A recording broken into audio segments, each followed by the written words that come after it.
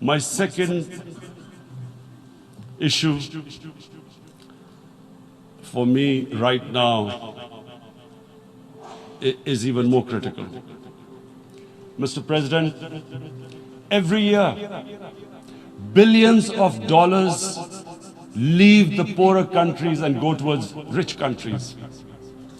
Billions of dollars siphoned off by the ruling elites of the developing world. And they find their way into Western bank accounts, offshore accounts, tax havens, expensive properties hidden behind companies bought in Western capitals. Mr. President, this is devastating the developing world. This is causing more poverty, deaths. It's impoverishing the developing world. The difference between rich and poor countries is growing because of this.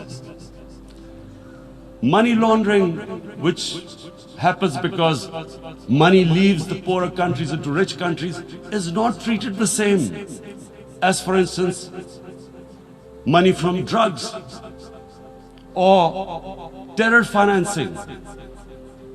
The seriousness which terror financing and money from drugs, the way it is treated, it's not the same. The way the poor countries are being plundered by their elites. It's not happening. In my country, when I took charge of our government a year back, in the 10 years preceding that,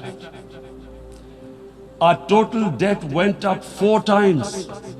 The debt we had accumulated in 60 years, just in 10 years it went up 4 times. As a result, the total revenue we collected in 1 year, half of it went into debt servicing. How are we going to spend money on a human being, 220 million people, when half the money is going into debt servicing? Because our country was plundered by the elites, the ruling elite. And easily they could get the money out. And when, Mr. President, we located properties in Western capitals bought by this money through corruption and money laundering, located the properties of these corrupt leaders, we find it so difficult to retrieve it. That money, if we retrieved that money, we could spend on our human beings. But it's so difficult. The laws protecting these criminals. We do not have the sort of money to have expensive lawyers and spend millions and millions of dollars. We need help from the rich countries.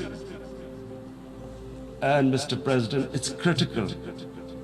The rich countries must show political will. They cannot allow this to happen. How can the poor countries spend money on human development, which the United Nations asks, SDG? How are we going to do it when this money can easily leave our countries? So, unless the rich countries intend to build walls to stop economic refugees coming as we see right now, they must take action. They must take action now. It must be a deterrent. Corrupt ruling elites should not be able to take money out easily and park it into foreign bank accounts and into these properties abroad. And I never understand why. Why do we have these tax havens? Why is this allowed? Why shouldn't rich people pay taxes? Why is it legal to have these tax havens where you have these secret accounts? Because, world is changing. The population of the world is growing. Sooner or later, you're going to have a crisis. If the poor get poorer and the rich get richer, there is going to be a crisis sooner or later. So this is my second point.